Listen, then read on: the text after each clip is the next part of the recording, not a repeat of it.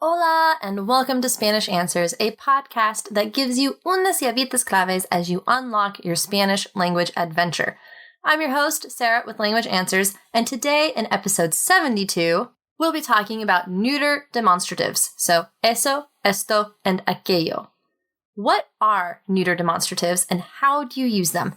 I promised you back in episode 53 that we would eventually get to these, and now here we are.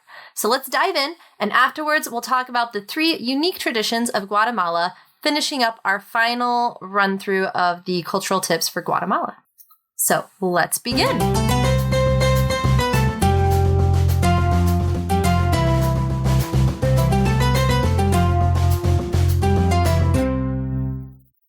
First off, I want to apologize for this being so late. My husband and I started 2 major projects on Memorial Day that we thought would only take most of the day, but which instead took over 14 hours and involved us crawling into bed around 3:30 a.m. I had not planned on needing time Tuesday to finish my episode, and needless to say, I was in no condition to stay up late again to record a podcast. But my next episode will be, Lord willing, on time. Anyways, let's go ahead and get started. What are demonstratives? Put simply, they are grammatical structures that identify a specific thing, such as this book or that cat in English. We've talked about different types of demonstratives before. In episode 55, we talked about acá versus aquí, which are demonstrative adverbs, los adverbios demonstrativos. And in episode 53, we discussed this, that, these, and those, which are demonstrative adjectives and pronouns, los adjetivos y pronombres demonstrativos. So if you can't remember what those are, please check out those past episodes before you listen to the rest of this episode. Why? Because in today's episode, we're going to talk about the final set of demonstratives, the neuter demonstrative pronouns. While Spanish can be divided into masculine and feminine grammatical genders, there are a few very specific areas where Spanish also has a grammatical neuter, or neutro.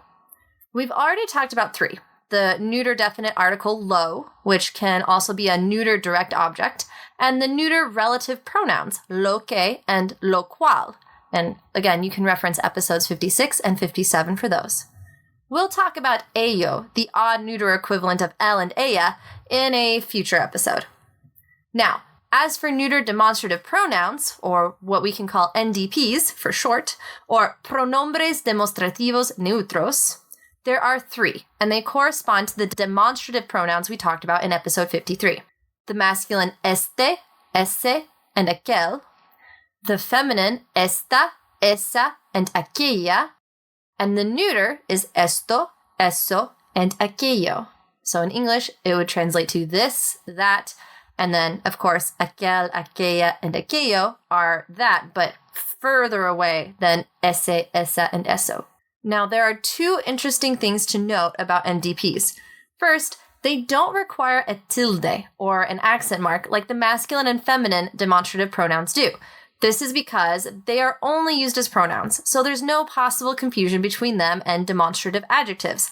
Unlike with the masculine and feminine versions, for example, este with an accent mark versus este without one. Second, the NDPs are always singular. I have found some sites suggesting that the plural form of the NDPs is the masculine plural form, so estos, esos, and aquellos, but there are many sites that clearly state the NDPs do not have a specific gender or quantity.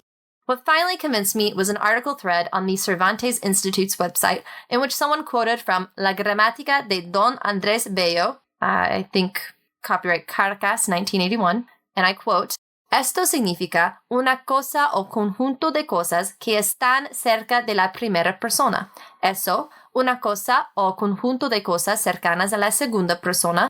Aquello, una cosa o conjunto de cosas distantes de la primera persona y de la segunda. Significando bajo una misma forma, ya unidad, ya pluralidad colectiva carecen de número plural. In other words, the neuter demonstrative pronouns do not have a plural form. You could think of it in terms of how NDPs deal with abstract concepts. Any idea of plurality would be wrapped up into one abstract thought. Now, that's enough deep diving into the grammar, though, so let's get to the crux of the problem. When do you use them? In general, NDPs are used when you want to refer to 1. an unknown noun or unknown gender. 2, abstract ideas or concepts.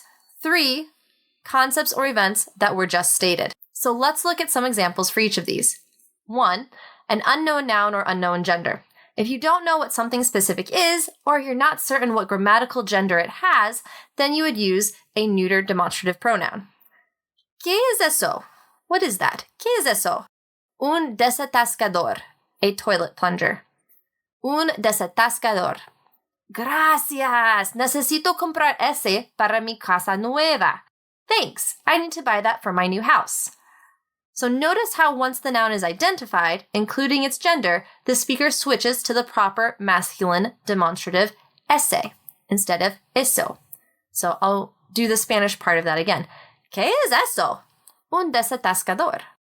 Ah, gracias. Necesito comprar ese para mi casa nueva. Here's another example. ¿Qué es aquello? No puedo verlo muy bien. What is that? Way over there. I can't see it very well. Es una sierva. It's a doe. Ah, ¿hay un cervatillo con ella? Ah, is there a fawn with her? And in this example, the speaker switched to the feminine gender ella once he knew the specific object was a doe, a female deer. So again, here's the Spanish part of that conversation. ¿Qué es aquello? No puedo verlo muy bien. Es una sierva. Ah, ¿hay un cervatillo con ella? Now, another part of this usage of NDPs is if the gender really doesn't matter in getting your point across. For example, you might say, ¿Viste eso? Did you see that? ¿Viste eso? Or you could say, Vamos a deshacernos de esto. Es todo basura. Let's get rid of this, like pointing to a room full of things. It's all junk. Vamos a deshacernos de esto. Es todo basura. Usage number 2. Abstract ideas or concepts. You use NDPs when you are referring to a concept rather than replacing a specific noun. So if you are settling down in the bath for a nice, long, warm soak, you might say, Esto es muy bueno. This is very good. Esto es muy bueno. This is very good. Or if your friend is getting ready to do something stupid and you have a pit in the bottom of your stomach, you might say, Oh, no me gusta esto. I don't like this. No me gusta esto. Or if your friend gets hurt from said activity, you might say, Eso fue un error. That was a mistake. Eso fue un error. If you are making general statements like this, you'll often see the pattern of neuter demonstrative pronoun plus the verb ser plus the masculine adjective. For example, Aquello es sensacional, or Esto es malo. And third, our final usage is for just stated abstract ideas or concepts. So during a conversation, if you're referring back to something someone just said, and not to a specific object, but rather the concept they're talking about, then you use NDPs. For example, Mija, siempre te amaré. Nunca olvides esto. My daughter, I will always love you. Never forget this. Mija, siempre te amaré. Nunca olvides esto. My daughter, I will always love you. Never forget this. ¿Le dijiste a John que me gustaba? Did you tell John I liked him? ¿Le dijiste a John que me gustaba? Did you tell John I liked him? No, nunca le diría eso. No, I would never tell him that. No, nunca le diría eso. No, I would never tell him that. Sus coches siempre huelen a repollo. No me gusta eso.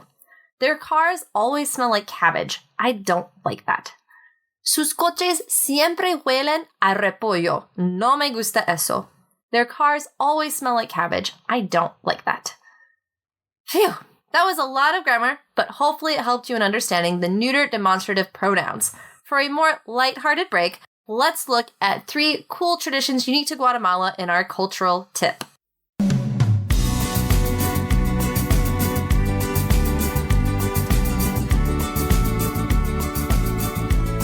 So Guatemala has a lot of cool and unique traditions, but today we're just going to focus on 3 really interesting ones. The first one is Fiambre. Fiambre. This is a traditional salad made up to 50 ingredients that is eaten only on Day of the Dead and All Saints' Day. The overall makeup of the salad is cold vegetables and different sliced meats.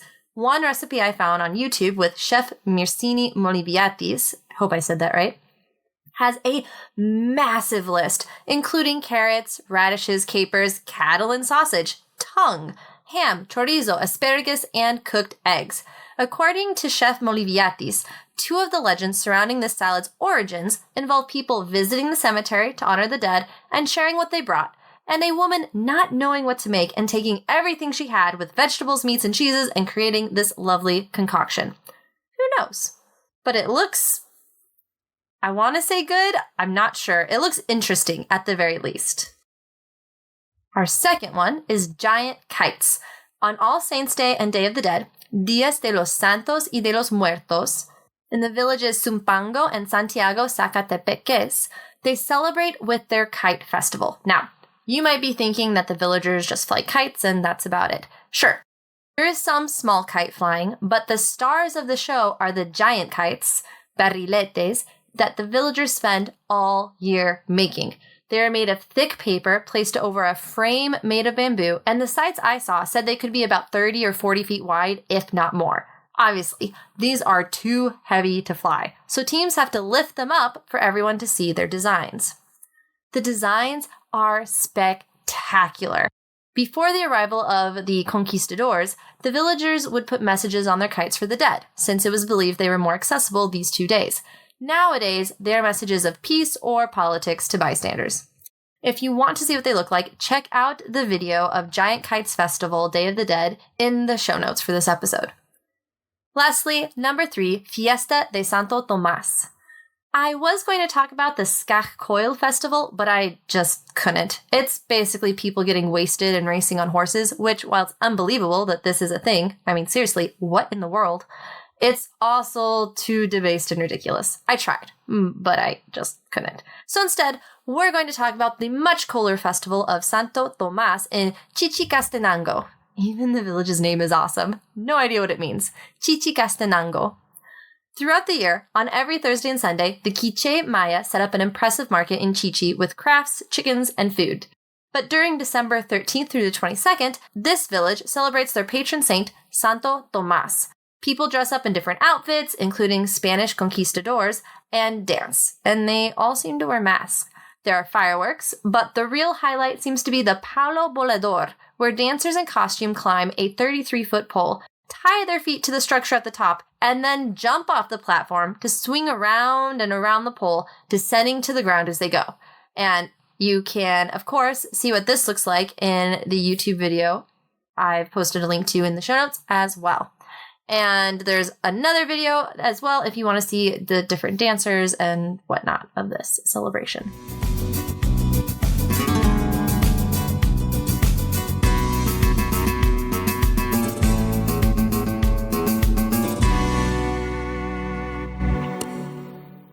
And that's all for today. Thank you so much for listening, and don't forget to check out the show notes for links to the resources used for this episode. If you'd prefer to read an approximate transcription of today's episode, you can also visit the episode's blog.